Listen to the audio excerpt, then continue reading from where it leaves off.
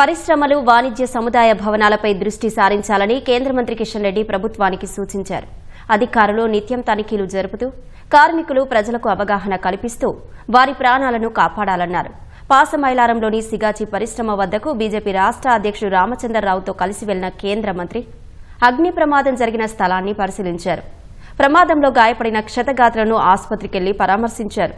బాధిత కుటుంబాలకు బీజేపీ తరపున అండగా ఉంటామని భరోసా ఇచ్చారు.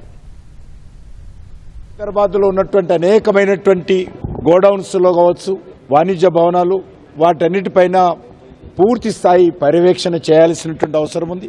అదేవిధంగా ప్రత్యేకంగా కెమికల్ ఇండస్ట్రీసు, ఫార్మా ఇండస్ట్రీసు, ఎక్కడైతే ప్రమాదం జరిగేటువంటి అవకాశాలు ఉన్నాయో వాటిపైన కూడా పర్యవేక్షణ చేసి ఆయా మేనేజ్మెంట్స్ కానీ అక్కడ పనిచేసేటువంటి కార్మికులకు కానీ మరి సలహాలు సూచనలు ఇచ్చి ప్రమాదాలు నివారించే విధంగా, కార్మికుల ప్రాణాలు, ప్రజల ప్రాణాలు కాపాడే విధంగా ప్రభుత్వం చర్యలు తీసుకోవాలి.